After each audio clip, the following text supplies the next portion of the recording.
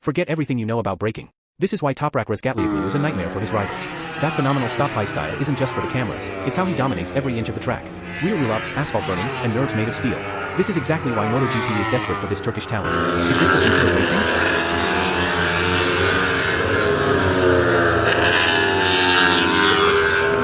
The MotoGP fought aggressive braking with known to Marquez until this man arrived. Toprak Razgatlıoğlu. His arrival wasn't just about trophies, it's about breaking the laws of physics. His legendary stop by Pecco went out of policy. While others break to slow down, Toprak wins the line on one year, challenging a front-end grip limit that seems impossible for a human. Phenomenal? No, it's a braking revolution that leaves Ducati and a brilliant engineer speechless. No, I don't take shit.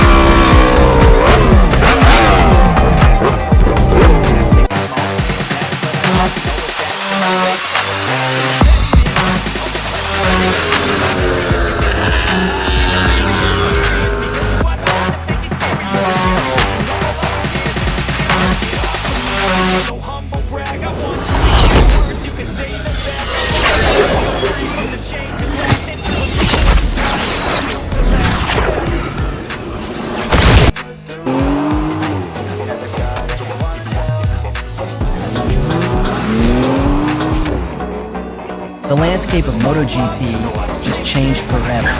Toprak Razgatlıoğlu is officially joining the Pramac Yamaha squad in 2026, and his riding style, absolutely insane.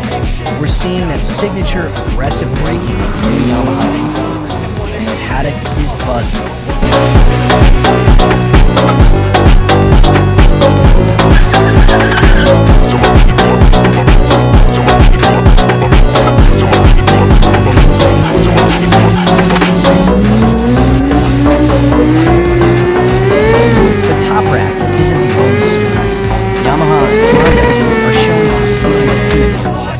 They look fast, maybe too fast, but don't let the timesheets fool you. The difference is that Ducati is playing chess while everyone else is playing checkers. They're hiding their true pace, and it's honestly terrifying.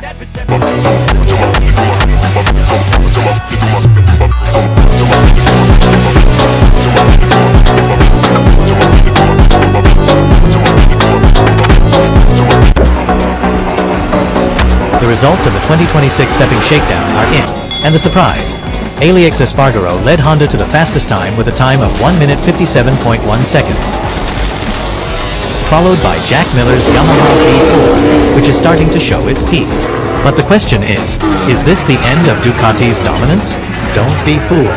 If we dig into the data, Ducati is actually implementing a far more sinister.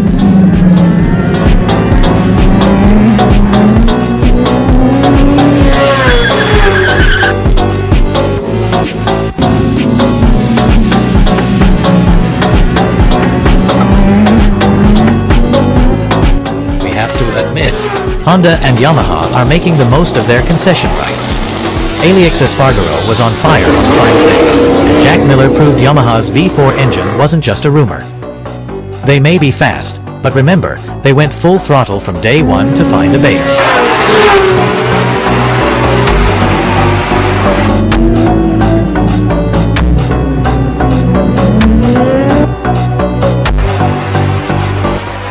So where does Ducati stand? Michel Pirro is at the bottom of the standings, but don't be fooled. For 3 days at Sepang, Ducati wasn't chasing lap times at all.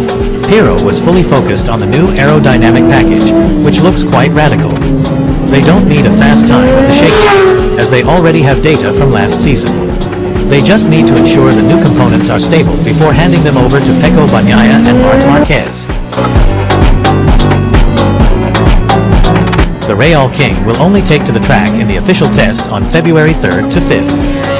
That's where we'll see if Honda and Yamaha are truly on par, or if Ducati still has a rocket under their red bike. Do you think Marquez will immediately break Alix's record next week? Write in the comments column. And for those of you who want to update Marquez's test results on Tuesday, make sure to click subscribe now so you don't miss it.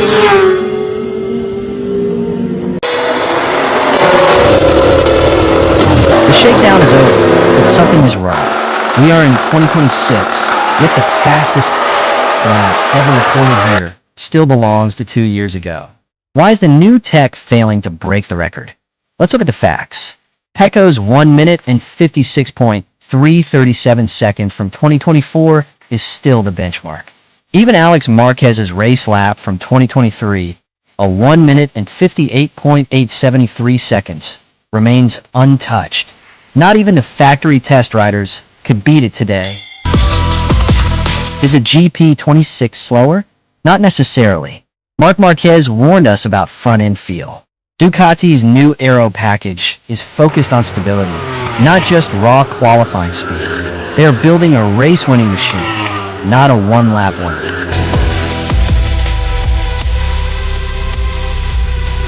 There's also this sandbagging thing. In MotoGP, you never show your full hand during testing. Gigi Dall'Igna is a master of deception. Why break a record now and give KTM and Aprilia a target to chase? The real answer comes in the official test. If Bagnaia and Marquez can't break the 156 barrier this week, then we have a real mystery on our hands. What do you think? Is Ducati hiding something? Subscribe to Trackside Pulse GP for the real data. No hype, just racing. See you in the next one.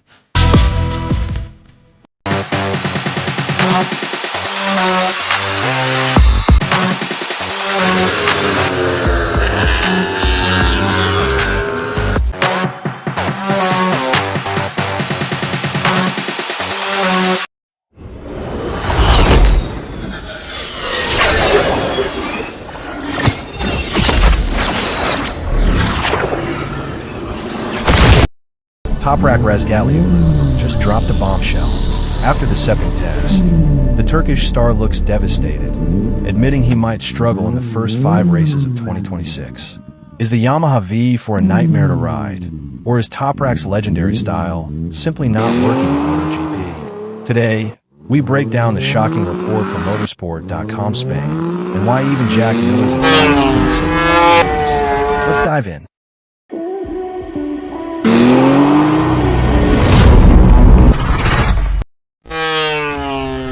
According to a report by Derry Municartono on February 5th, Toprak journey with a new YZR M1V4 hit a major roadblock.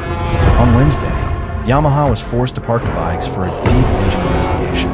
This technical setback left Toprak in 19th position, a massive 1.9 seconds behind the leader, Alex Marquez. For a world champion used to winning, seeing his name at the bottom of the standings is a massive blow to his motivation. Toprak admitted to motorsport.com that he tried to follow Alex Marquez to learn his smooth lines, but he simply couldn't replicate it. He said, and I quote, "I race as usual, but the time is not right. You have to ride it like a Moto2 bike." Even with advice from Jack Miller, Toprak is struggling to make the Yamaha V4 turn using the throttle. He's asking for major suspension changes just to help the bike rotate. There's also a bizarre technical issue. Toprak spent most of the test without a rear wing because his seat unit was too high. When the wing was attached, it exceeded the height limit. It wasn't until the final sessions that he could test the full aero package, which finally gave him some confidence in braking. But is it too little, too late for the upcoming Buriram test? With 5 difficult races predicted by the man himself, the pressure is on Yamaha. Can they fix the V4's turning issues before we head Thailand? What do you think? Is Toprak being too honest? Or is he just hiding his real potential? Let me know in the comments. And don't forget to subscribe to Trackside Pulse GP for more deep dive MotoGP analysis. See you in Buriram.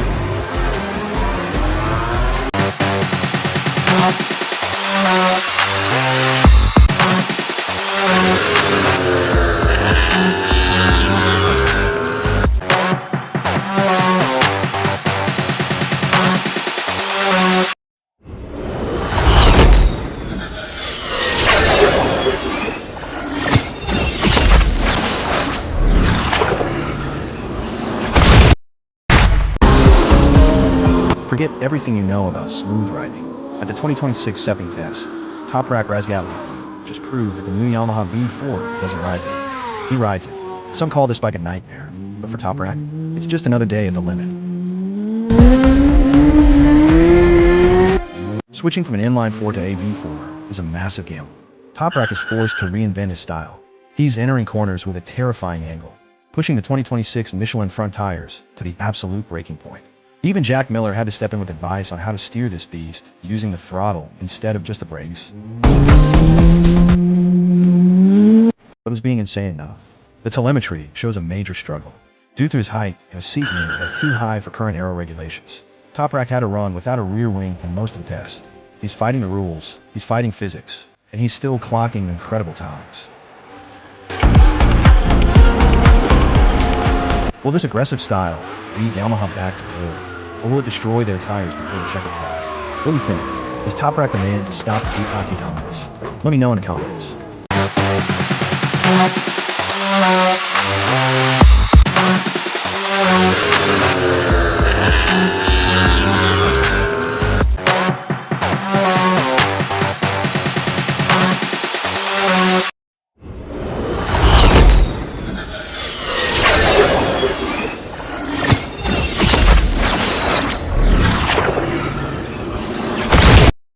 The Buriram circuit in Thailand is one of the most challenging circuits and a stage for glory for Marquez, while for Toprak Razgatlioglu, this circuit will be the biggest adaptation test for his MotoGP debut in 2026.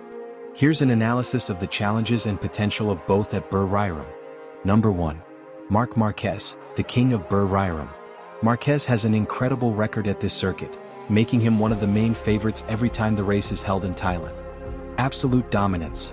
Marquez won the 2025 MotoGP season opener at Buriram, breaking an 18-year curse for Ducati's debut riders who had never won their first race. Lap record. He holds the fastest lap record and frequently sweeps pre-season testing sessions at Buriram with times in the 1 minute 28 second range. Tire strategy. Marquez is adept at tire pressure management on the hot Buriram track. In 2025, he even deliberately slowed down to cool his tires before overtaking again to take the win. Number 2. Toprak Razgatlioglu, the challenge of late braking versus Michelin tires. Moving from WSBK to MotoGP in 2026 with Pramac Yamaha, Toprak faces very specific technical challenges in Buriram. Acrobatic riding style. Toprak is known for his extreme braking style, stoppies and late braking. Although he is strong at stopping, he admits he still struggles to understand the corner speed in long corners, of a MotoGP bike, which is very different from that of a superbike. Michelin tire adaptation. Toprak's biggest challenge is the Michelin tires, which are more sensitive to temperature and frontal downforce than the Pirelli tires used in WSBK.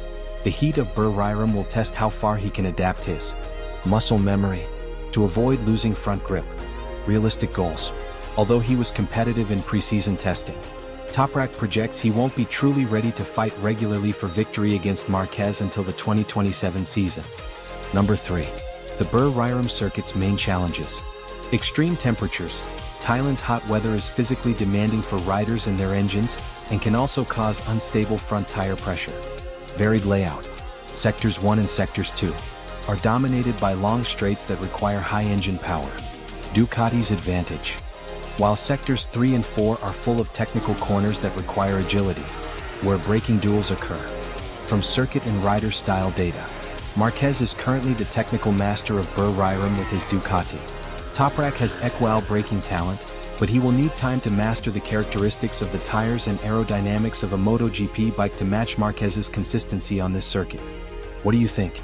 Will Toprak's crazy braking style be able to immediately break Marquez's dominance in Thailand? Don't forget to stay tuned for technical updates. Subscribe.